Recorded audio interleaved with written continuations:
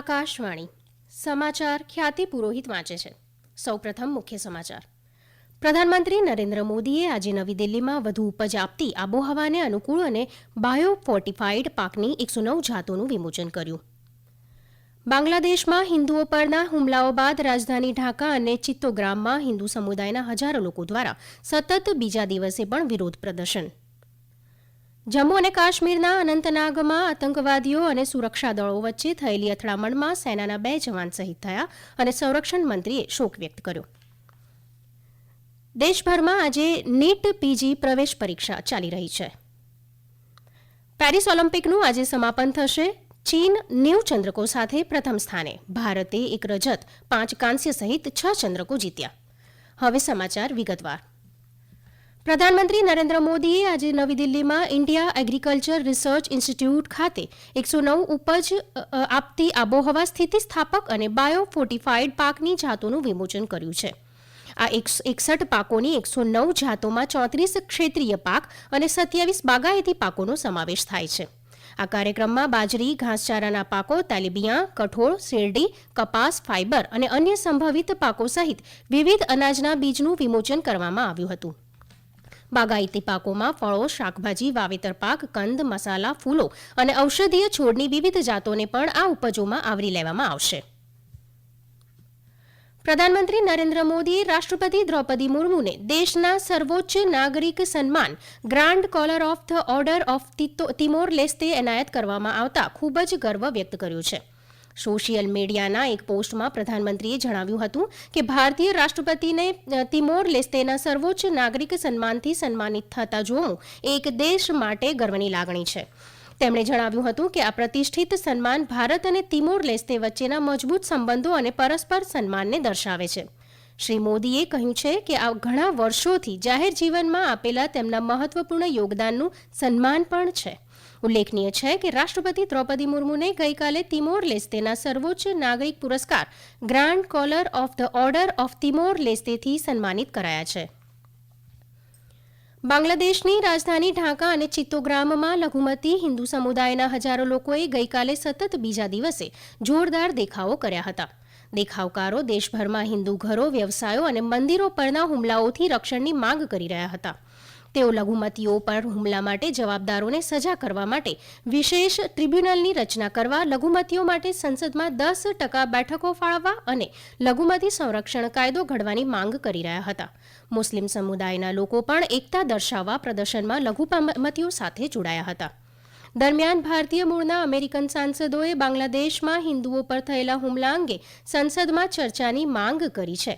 સાંસદ શ્રી થાનદારે અમેરિકાના વિદેશ મંત્રી એન્ટની બ્લિન્કનને પત્ર લખીને કોંગ્રેસમાં ચર્ચાની માંગણી કરી છે, જેથી હિન્દુઓ અને અન્ય લઘુમતી સમુદાયોને સુરક્ષા આપવામાં નિષ્ફળતા અંગે ચર્ચા થઈ શકે અને ભવિષ્યમાં આવી ઘટનાઓને અટકાવી શકાય.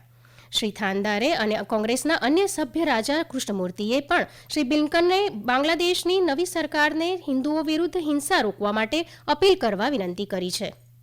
બાંગ્લાદેશના વચગાળાના નેતા મુહમ્મદ યુનુસે હિંસાગ્રસ્ત રાષ્ટ્રમાં લઘુમતી સમુદાયો પરના હુમલાઓની નિંદા કરી છે. તેમણે આ હુમલાઓને ઘૃણાસ્પદ ગણાવ્યા હતા. મીડિયા અહેવાલો મુજબ તમામ હિન્દુ, ખ્રિસ્તી અને બૌદ્ધ પરિવારોને નુકસાનથી બચાવવા વિરોધ પ્રદર્શન કરી રહેલા વિદ્યાર્થીઓના આગેવાનોને નોબેલ પારિતોષિક વિજેતા શ્રી યુનુસે વિનંતી કરી હતી. Shri UN secretary general Antonio ગુટેરેસના નાયબ પ્રવક્તા ફરહાન હકે પણ બાંગ્લાદેશમાં લઘુમતીઓ પરના હુમલાની નિંદા કરી હતી. જાતિ, ધર્મ અથવા કોઈ પણ ભેદભાવના આધાર પર આધારિત હિંસાનો વિરોધ કરવાની સંસ્થાની પ્રતિબદ્ધતા પર ભાર મૂક્યો છે. જમ્મુ અને કાશ્મીરના અનંતનાગ જિલ્લાના અહલાન ગામમાં ગઈકાલે આતંકવાદીઓ અને સુરક્ષા દળો વચ્ચેની અથડામણમાં સેનાના 2 જવાન શહીદ થયા હતા અને 2 નાગરિકો ઘાયલ થયા છે. સંરક્ષણ પ્રવક્તાના જણાવ્યા અનુસાર ગંભીર રીતે ઘવાયેલા 2 સૈન્યના જવાનોને હોસ્પિટલમાં લઈ જવામાં આવ્યા હતા, જેમનું સારવાર દરમિયાન મૃત્યુ થયું હતું. બંને નાગરિકોને પણ વિસ્તારમાંથી બહાર કાઢવામાં આવ્યા છે અને તાત્કાલિક તબીબી સહાય પૂરી પાડવામાં આવી રહી છે. છેલ્લા મળેલા અહેવાલો મુજબ ત્યાં એન્કાઉન્ટર હજુ પણ ચાલી રહ્યું છે અને વધુ વિગતોની રાહ જોવાઈ રહી છે. સંરક્ષણ મંત્રી રાજનાથસિંહે 2 જવાનોના મોત પર શોક વ્યક્ત કર્યો છે અને તેમના પરિવારજનો પ્રત્યે સંવેદના વ્યક્ત કરતા જણાવ્યું હતું કે આ દુઃખની ઘડીમાં સમગ્ર દેશ તેમની સાથે છે. આ સમાચાર આપ આકાશવાણી પરથી સાંભળી રહ્યા છો. આ સમાચાર આપ અમારી YouTube channel AIR news Gujarat પર પણ સાંભળી શકશો. વધુ સમાચાર માટે આપ અમારા ટ્વિટર હેન્ડલ AIR_news_ABAD ને ફોલો કરી શકો છો. નેપાળના વિદેશ સચિવના આમંત્રણ પર વિદેશ સચિવ વિક્રમ મિસ્ત્રી નેપાળની 2 દિવસીય સત્તાવાર મુલાકાતે કાઠમંડુ પહોંચ્યા છે. કાઠમંડુના ત્રિભુવન ઇન્ટરનેશનલ એરપોર્ટ પર સેક્રેટરી લમસલ દ્વારા તેમનું ઉષ્માભર્યું સ્વાગત કરવામાં આવ્યું હતું. નેપાળના વિદેશ મંત્રાલયના જણાવ્યા અનુસાર બંને દેશોના વિદેશ સચિવો નેપાળ ભારત સંબંધો, પરસ્પર હિતો અને સહયોગ સાથે જોડાયેલા ઘણા મુદ્દાઓ પર ચર્ચા કરશે. વિદેશ સચિવ મિસ્ત્રી નેપાળ સરકારના મહાનુભાવો સાથે અલગ અલગ બેઠક કરશે. આ મુલાકાત બંને દેશો વચ્ચે નિયમિત ઉચ્ચ સ્તરીય મુલાકાતોની પરંપરાઓને અનુરૂપ છે અને ભારત તેની પાડોશી પ્રથમ નીતિ હેઠળ નેપાળ સાથેના મજબૂત સંબંધોને મહત્વ આપે છે તે દર્શાવે છે. નેપાળ અને ભારત વચ્ચે સદીઓ જૂના સભ્યતા, સાંસ્કૃતિક અને લોકો વચ્ચેના સંબંધો છે. ભારત નેપાળને અનેક મેગા ઇન્ફ્રાસ્ટ્રક્ચર અને કનેક્ટિવિટી સંબંધિત પ્રોજેક્ટ પૂર્ણ કરવામાં મદદ કરી રહ્યું છે.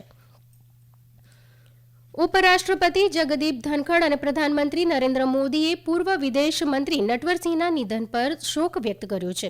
એક સોશિયલ મીડિયા પોસ્ટમાં ઉપરાષ્ટ્રપતિએ જણાવ્યું હતું કે નટવરસિંહે વિદેશ મંત્રી તરીકે બહુવિધ ક્ષમતા સાથે દેશની સેવા કરી. શ્રી ધનખડે કહ્યું કે શ્રી નટવરસિંહ એક સારા લેખક હતા અને તેમના યોગદાન માટે તેમને યાદ કરવામાં આવશે. શ્રી મોદીએ કહ્યું હતું કે શ્રી સિંહે વિદેશ નીતિ અને વૈશ્વિક મુસદ્દીગીરીમાં સમૃદ્ધ યોગદાન આપ્યું છે. તેઓ તેમની વિદ્વતા અને લખાણો માટે હંમેશા પ્રખ્યાત રહેશે. દેશભરમાં આજે નીટ PG પ્રવેશ પરીક્ષા લેવાઈ રહી છે. National medical examination board computer આધારિત ટેસ્ટ મોડમાં 2 શિફ્ટમાં પરીક્ષાનું આયોજન કરાયું છે. 2 લાખથી વધુ વિદ્યાર્થીઓ પ્રવેશ પરીક્ષા આપી રહ્યા છે. અગાઉ આ પરીક્ષાની મોકૂફ રાખવામાં આવી હતી, જ્યારે કેટલીક સ્પર્ધાત્મક પરીક્ષાઓની પ્રામાણિકતા સામેના આક્ષેપોને ધ્યાનમાં રાખીને આ નિર્ણય લેવામાં આવ્યો છે. પેરિસ ઓલિમ્પિક આજે ભવ્ય સમાપન સમારોહ સાથે સમાપ્ત થશે. સમારંભ ભારતીય સમય મુજબ બપોરે 12:30 વાગે શરૂ થઈ ગયો છે. આ સમારોહ સ્ટેડ ડી ફ્રાન્સ સ્ટેડિયમમાં 80,000 દર્શકોની સામે યોજાઈ રહ્યો છે.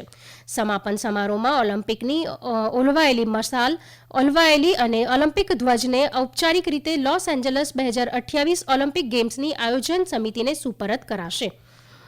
આ ઓલિમ્પિકમાં ભારત 1 રજત અને 5 કાંસ્ય ચંદ્રક સાથે 71મા સ્થાને રહ્યું છે. મનુ ભાકરે આ સ્પર્ધામાં ભારતનો પ્રથમ ચંદ્રક જીતીને ઇતિહાસ રચ્યો હતો. ઓલિમ્પિક શૂટિંગ મેડલ જીતનારી પ્રથમ ભારતીય મહિલા બની છે. સ્વપ્નિલ કુસાલે શૂટિંગમાં 3જો ચંદ્રક જીત્યો હતો. હોકીમાં ભારતીય પુરુષ ટીમે કાંસ્ય ચંદ્રક મેળવીને ટોક્યો 2020ની સફળતાનું પુનરાવર્તન કર્યું છે.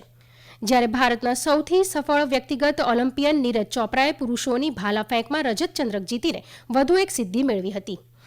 અંતે ભારતના અમન સહેરાવત પુરુષોની 57 કિલોગ્રામ વજન વર્ગ ફ્રી સ્ટાઇલ કુસ્તીમાં કાંસ્ય ચંદ્રક જીતીને ભારતના સૌથી યુવા ઓલિમ્પિક ચંદ્રક વિજેતા બન્યા.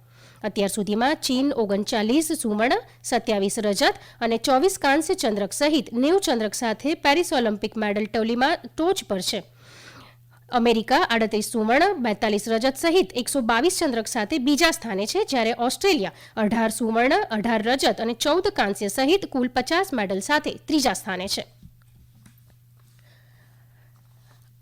ભારતીય હવામાન વિભાગે આગામી 16મી તારીખ સુધી દેશના પૂર્વ, ઉત્તર પૂર્વ અને ઉત્તર પશ્ચિમ વિસ્તારોમાં ભારે વરસાદની આગાહી કરી છે. આગામી 5 દિવસ દરમિયાન હિમાચલ પ્રદેશ, ઉત્તરાખંડ, રાજસ્થાન અને ઉત્તર પ્રદેશમાં ભારે વરસાદની આગાહી વ્યક્ત કરવામાં આવી છે. અંતમાં મુખ્ય સમાચાર ફરી એકવાર. પ્રધાનમંત્રી નરેન્દ્ર મોદીએ આજે નવી દિલ્હીમાં વધુ ઉપજ આપતી આબોહવાને અનુકૂળ અને બાયો ફોર્ટિફાઈડ પાકની 109 જાતોનું વિમોચન કર્યું. બાંગ્લાદેશમાં હિન્દુઓ પરના હુમલાઓ બાદ રાજધાની ઢાકા અને ચિત્તોગ્રામમાં હિન્દુ સમુદાયના હજારો લોકો દ્વારા સતત બીજા દિવસે પણ વિરોધ પ્રદર્શન. જમ્મુ કાશ્મીરના અનંતનાગમાં આતંકવાદીઓ અને સુરક્ષા દળો વચ્ચે થયેલી અથડામણમાં સેનાના 2 જવાન શહીદ થયા. સંરક્ષણ મંત્રીએ શોક વ્યક્ત કર્યો. દેશભરમાં આજે નીટ PG પ્રવેશ પરીક્ષા ચાલી રહી છે અને અંતમાં પેરિસ ઓલિમ્પિકનું આજે સમાપન થશે. ભારતે 1 રજત, 5 કાંસ્ય સહિત કુલ 6 ચંદ્રકો જીત્યા છે. આકાશવાણી પરથી સમાચાર પૂરા થયા.